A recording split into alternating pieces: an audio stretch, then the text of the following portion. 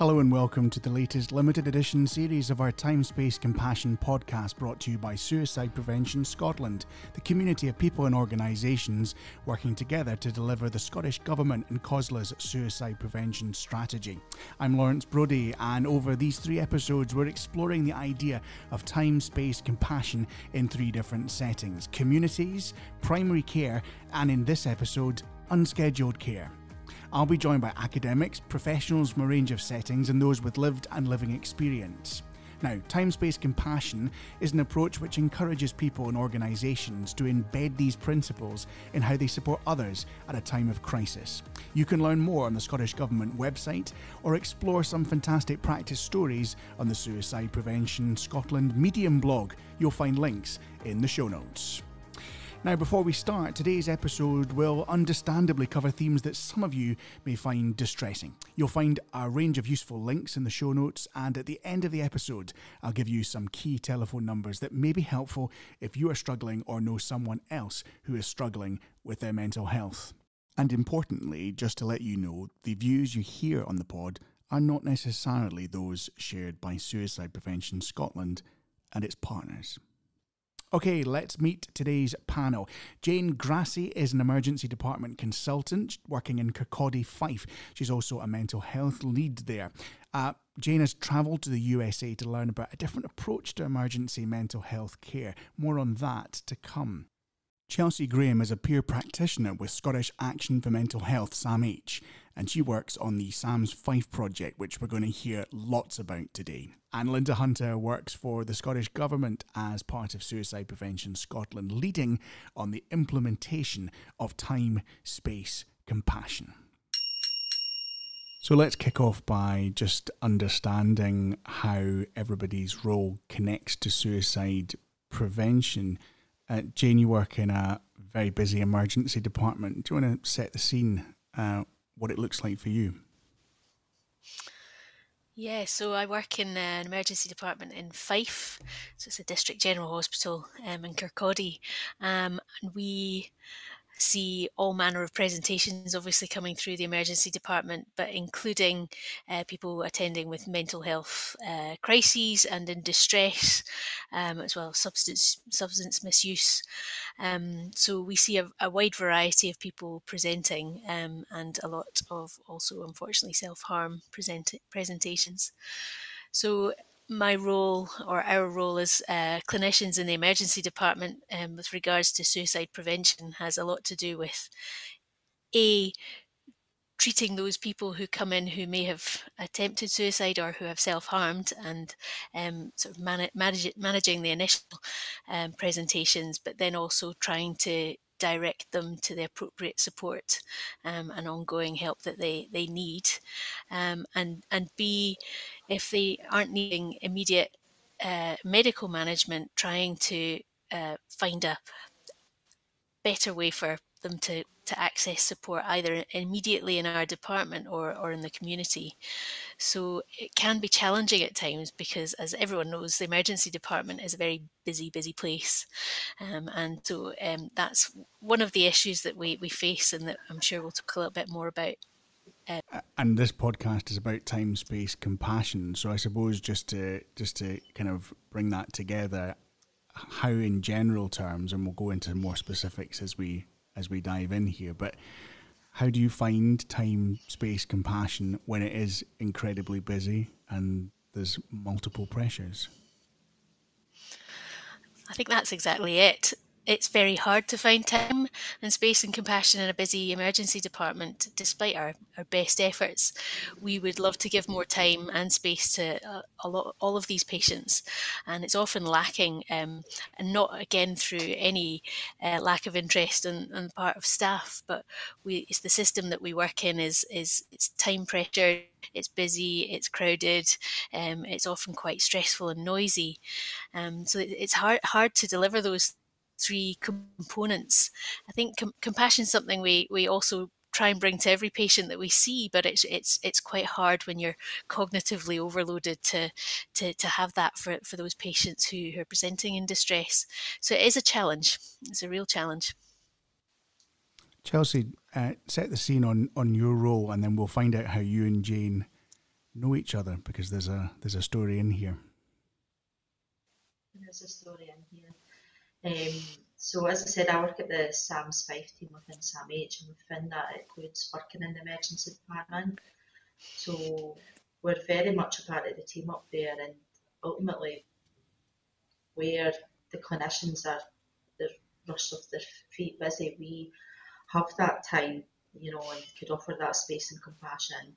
And it's surprising, people speak about a space and having that safe space and taking that safe space anywhere, and we do that in the emergency department, whether that's in someone's, private room that they've got, or in a busy majors area, or in a smaller sort of room to the side where there's no windows and things. Just being able to offer that space, first of all, it speaks volumes in that moment for people that presenting quite distressed. So obviously one of the things we do as well as the team at SAMS are peer workers. So as peers, what that means is we've got our own lived experience of a mental health journey. So I'm not there to go into detail about it or, say I know it all, but for people just to have that understanding from the get-go is quite often really what resonates with patients, and it's not a case of them or us between the clinicians, doctors, nurses and ourselves, the mental health team. It's very much part of the jigsaw, and when people could be in the emergency department quite often for a number of hours, to have someone to offer that time, space and compassion throughout what you do, it just makes sense really to me. So set the scene for those that are not familiar with this, and you can read more about it on the Suicide Prevention Scotland blog, but just set the scene when we talk about Sam's Cafe. How does it work? So Sam's Cafe, or Sam's Fife, was based on a cafe recovery model. So it started back in 2019, and what that was is we were in the community where people can just access support without the need for an appointment or referral. As well as that, it was to support, as much as it was to support the people coming in to access support, it was also to try and alleviate some of the stressors on the statutory services. Because we could offer that time, space and compassion when people have constraints, with the time, for example. So that was back in 2019. Over time, that's developed. We're in different areas within Fife now. Originally started in Kirkcaldy, leaving it in Fairland. As well as that, we're obviously in the emergency department. COVID come along and we come out for a little bit. As soon as we could, we were right back in there. So we're in there 7 days a week. And something I found really amazing actually is that when we go in and speak to people in the emergency department, people have felt listened to in that moment and have taken something from it, whether that be different coping strategies or support with the distress in that moment. But what I find amazing as well is that people then come and access us in the community. They've got that link, and it's something I've noticed quite a bit in recent months, or maybe even longer now actually. But they're coming out into the community, drop-ins, and they're able to access support, but without the need for the appointment or the referral, which again resonates with that time, space and compassion. The time's there, the space is Sam's Fife, or Sam's Cafe as it was known, was safe, accessible, mindful space, so straight away we've got that embedded in what we do, and it makes sense. From your perspective, Jane, working in an emergency department and having a high volume of people that you're seeing every time you're on a shift, what's the value of something like SAMS from your perspective? It's absolutely game-changing, I'd say. I've worked in departments that do not have peer support and departments that do. I think our department is relatively unusual having SAMS with us, and I think it's just second to none. It's all the things I've described about the department not having the time, the clinicians are time poor, nursing staff are time poor, there's the lack of space, there's the lack of kind of even a lack of understanding amongst a lot of us, and even those of us who have an interest in trying to cultivate more of kind of knowledge in mental health and mental health presentations. It's without having a lot of us the lived experience, I think it's sometimes hard to create a rapport with a lot of patients. So Sam's just absolutely steps into where there's a complete gap in what we can provide, and they have been brilliant. They sit kind of co-located with us, so they're there in the emergency department, albeit in our department in a slightly quieter end where we've got our observation kind of unit, sort of more of a kind of observation 6-bedded bay away from the kind of main hubbub of the department, but it's still part of the ED, and it means that we can actually give people a little bit more of what they need when they present in crisis, which is someone who has that time and who also has a lot more experience, maybe a lot more sort of understanding of what they might be going through than a lot of us working clinically maybe do. Although many of us also have lived experience, but there's that frustration of knowing that you want to be able to give someone more time, but that you're being pulled in 10 different directions because you've got various things on the go at once. The SAMS guys have that time. That's what they're there for.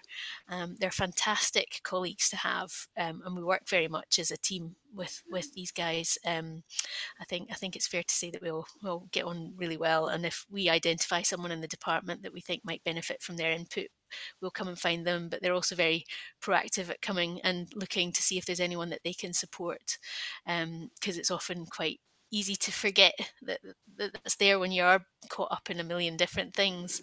So it's absolutely game changing. And as Chelsea said, I think one of the things that is testament to the work that they do is that they do see a lot of the patients in their drop-in clinics in the days afterwards.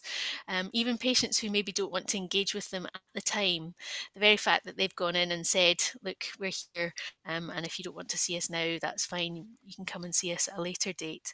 I think that's absolutely fantastic, because I think often we feel as ED clinicians that we sometimes are discharging people into this with no follow-up, especially if they don't necessarily need kind of specialist psychiatric input, which is quite a lot of patients don't necessarily need to see this psychiatric specialists. They need support, but in a different way. And I think Sam's is absolutely brilliant for that.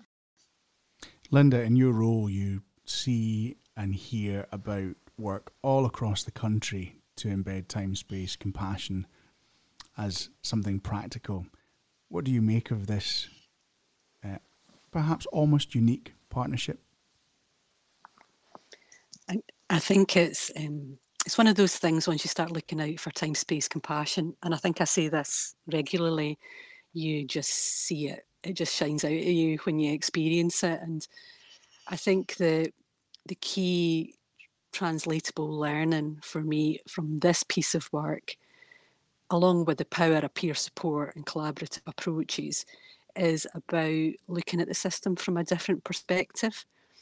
So the kind of story that brought me to SAMS was an event, a time, space, compassion event, where we talk about how you are compassionate and offer time in really high pressured settings. And in fact, Jane and some of our colleagues were there at it. And we had a really focused conversation about the barriers and problems with clinical care that get in the way of compassionate response. And it was an amazing conversation on the day. But afterwards, I met one of Chelsea's colleagues, Ross, who's been really kind of key in this work. And I was quite proudly replaying that we'd had this really interesting conversation. And Ross just quite frankly said, no. He said, have you ever been in ED as a patient? And I said, yeah, I have. And he said, was it fast? I went, no. He said, so there's the critical thing. When you look at it from the perspective of clinical care and providing it, it's fast-paced and under huge pressure. But when you're a patient or with someone who's accessing ED, there's often a lot of unused time. And he really, just in that moment, challenged my thinking and opened up the opportunity and resource and space that I couldn't see when I looked at it from that perspective of both clinical setting and also what was wrong. And I think what's amazing about the Sam's Cafe team and the partnership they've got with Jane and our colleagues is it's built in relationships and trust. in that sense of, when we started to unpack some of the challenges, for example, about, we know in EDs it's really hard to pass people into, the latest provision within communities. We know it's hard to make that human connection, or even just find the time to sit down alongside someone. And Ross really thoughtfully took us through all the amazing strengths of ED and the people working in ED that meant that was the case, and their response to come alongside that to enable the ED team to do what only they could do, and enable the SAMS team to really enable that and meet people where they were at. So I think that critical point of looking at the challenges that we face with compassion in relationship, and also, just being prepared to see that there's a really different perspective when you've lived experience of that service or that provision. And that's one of the key learnings that's really shaped all of the work that I've done so far on time-space compassion. My name's Ross. I'm a mental health peer worker. This is a poem about time, space, compassion.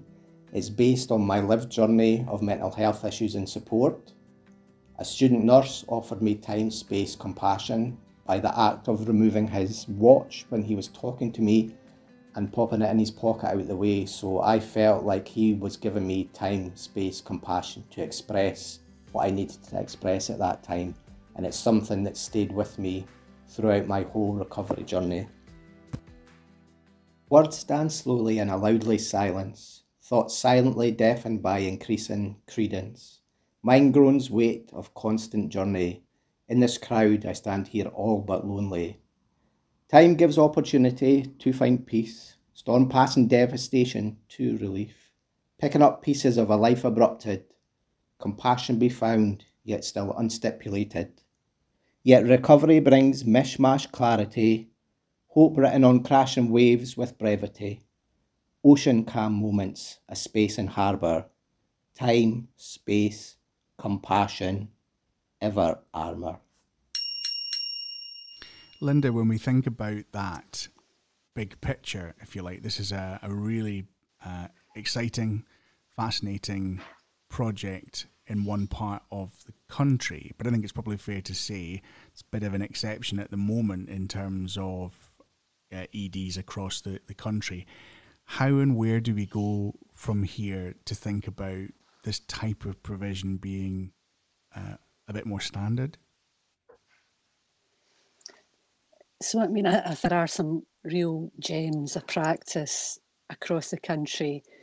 We've got examples of EDs that have really focused in on trauma-informed practice and what that means in terms of some of the really small and interpersonal actions you can take as a doctor or a nurse, or other member of the clinical team in an ED. We've got navigators working in some EDs, taking their very special approach to how you build relationship with people and reduce the risks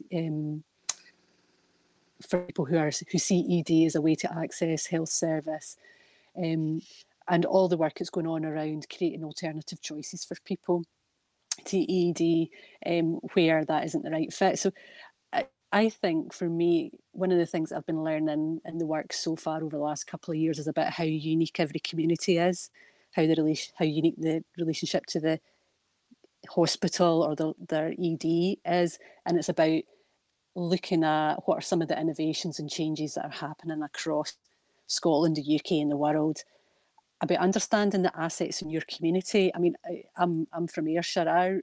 I really acknowledge that there's a long history of community activism in Fife that's laid the groundwork for the really strong peer community that exists. It didn't just pop up yesterday, it's been going for a long time. And the strength and the expertise and all of the skill that's around it has taken time to evolve. So I guess I would say, what are the assets, the natural assets in your community, and how do you make that connection? And how do you start to open up the conversation? So one of the really common themes across a number of the most innovative projects that I speak to are where people say, so here's the challenge I see us facing, here's where I think we could do more. And then they ask people in the community, what's a natural way? Who are the people and where are the places and what are the assets that we already have that could help us respond to that? And I think, you know, the Victoria and Sam's, you know, project's just a beautiful example of that. So, you know, getting out, talking to people, being part of a community planning partnership where that's possible, and having really sort of open, you know, conversations based on equal power about, you know, what could we do next? What is possible? Because we really can't see the solutions to our problems from where we're at.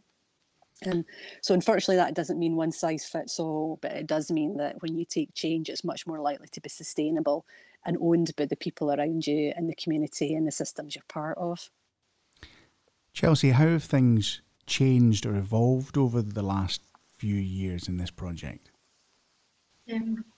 Quite a bit. You know, when we first started, we were in community drop-in in one location in Kirkcaldy.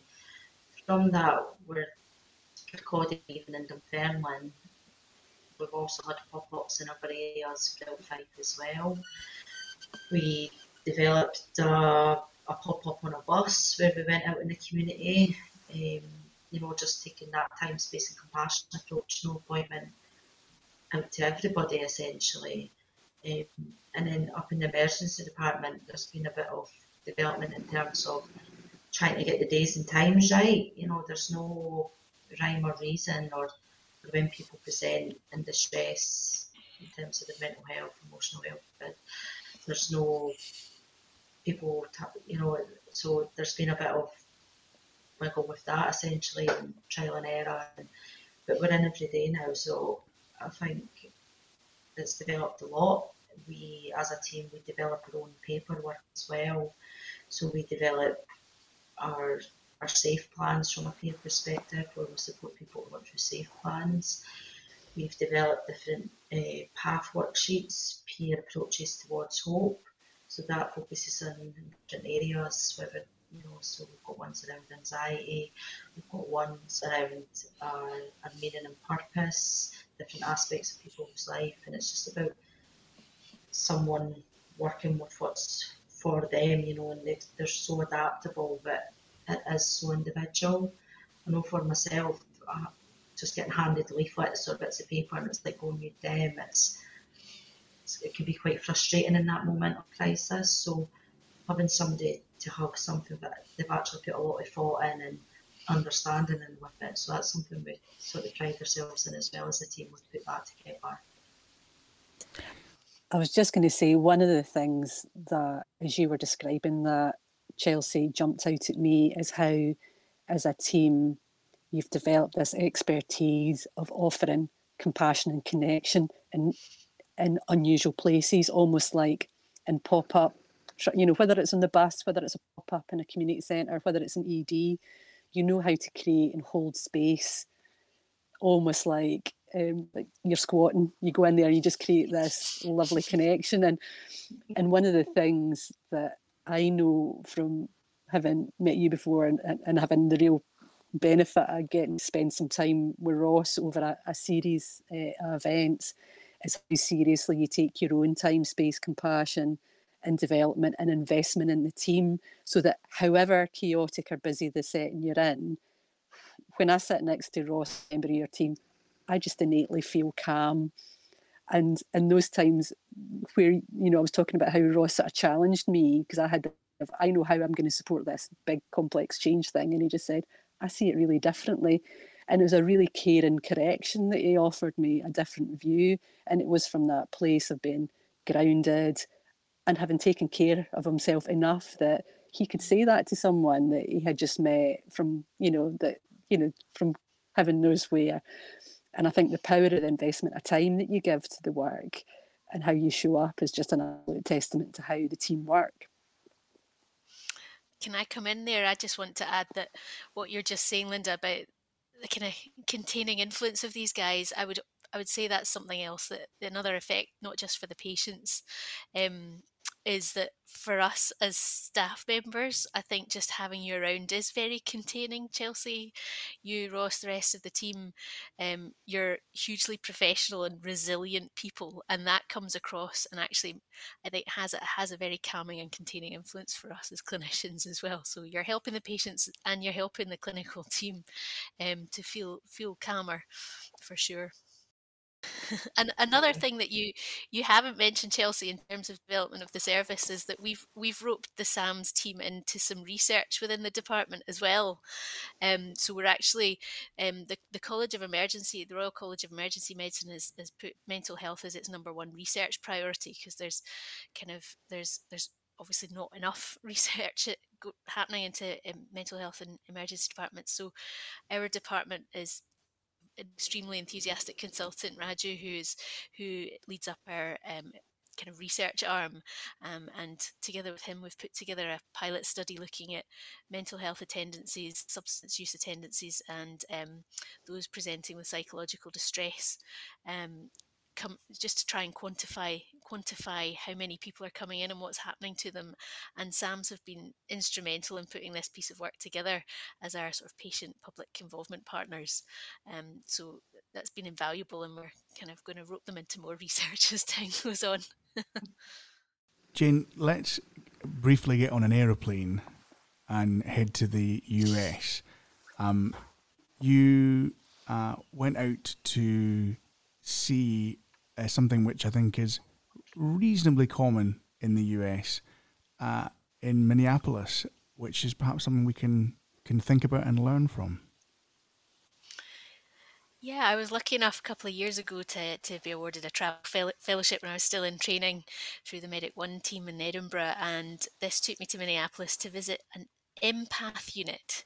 So an empath unit is an acronym that stands for Emergency Psychiatric Assessment, Treatment and Healing. So Emergency Psychiatric Assessment, Treatment and Healing, empath.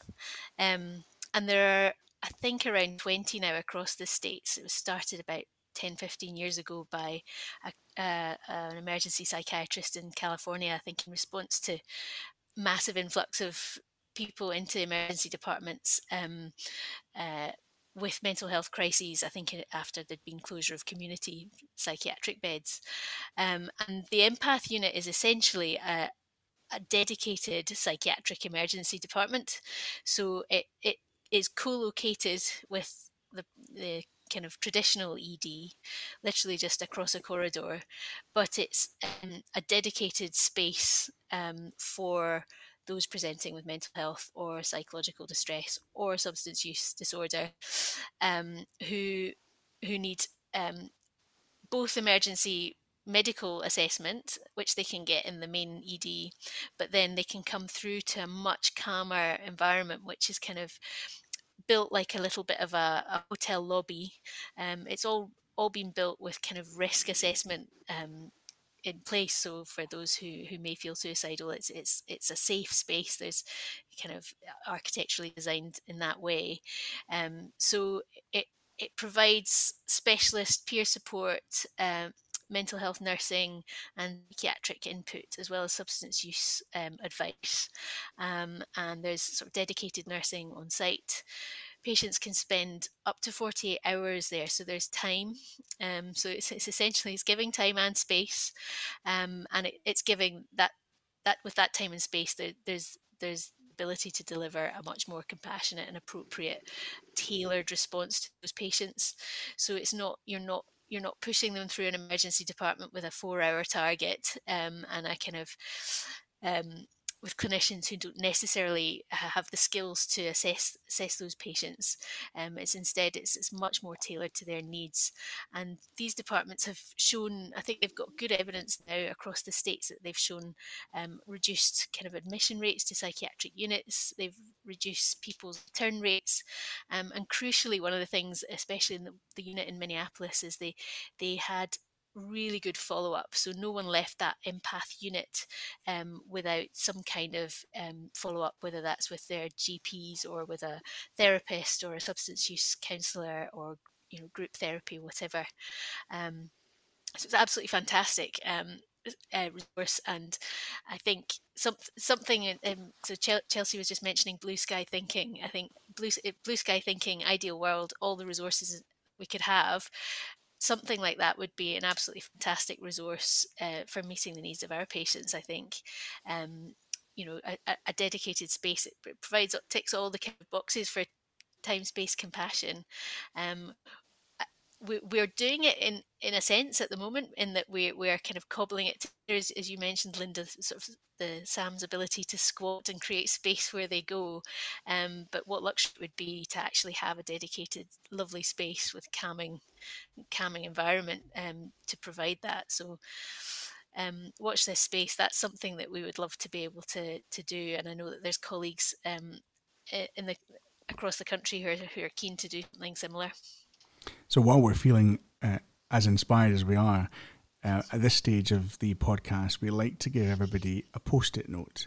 And it's a small post-it note, just to be very clear about this. And we ask everybody, there isn't a real one, incidentally. We didn't have the budget. But we ask you to think, if you were going to write one thing that was a hope for the future about time, space, compassion in suicide prevention, what would it be that you jotted down on that post-it note when we think about unscheduled care settings? I mean, you sort of touched on that earlier, that model of the empath, you know, and that having that space provided, it would be great. I think, yeah, that sort of model. But my hope in terms of the time, space and compassion is I almost feel naive about time, space and compassion, because for me it's something that's just there, you know, and it's always been there. I mean, yeah, there's times where you could feel fatigued and things, but I've always sort of been naive in the understanding of, well, aren't we all doing it, you know? But it's not until you work in different environments that you see that people aren't able to necessarily do it because, for whatever reason, you know, time constraints and things. So it's just, you know, blue sky thinking, I want to say, sort of down that model, but also just that, you know, we continue to challenge and people can do it. Whatever that is, that squatting type environment, as Linda said, you know, well, people can do it. Linda, what's on your unscheduled care post-it note? Oh, I've got a list in my head or from others of people who are doing really brilliant things already. And on my to-do list is to create some time and some space for folks to come together, connect and share their stories and support each other in their endeavour. Because I think Chelsea's right. This is about building a movement and supporting people to take the change that they can and influence what they can, and stay hopeful for what might happen next. Brilliant. Jane? I think I already alluded to mine earlier, but I would love an empath style unit or a dedicated psychiatric emergency department model. Not just because that would be a wonderful space for staff and patients, but I think it would also say to patients, or those presenting in distress, that we take you seriously, that this is, you know, you shouldn't be penalised for feeling like you need to come and get help, and this is a dedicated space for you, and we're not going to we're gonna meet you with what you need rather than cobble something together in a sort of time limited way. Huge thanks to Jane Grassie, Chelsea Graham and Linda Hunter for joining us, and of course to you for listening to this latest Time, Space, Compassion podcast from Suicide Prevention Scotland. Now, if you or someone you know is struggling with their mental health or are feeling suicidal, please do not hesitate to ask for help. You can contact your GP. You can call NHS 24 on 111. The Samaritans are available on 116 123, or you can call Breathing Space on 0800 83 85 87. Details of all of that can be found in the show notes. From all of us here at the Time, Space, Compassion podcast, take care.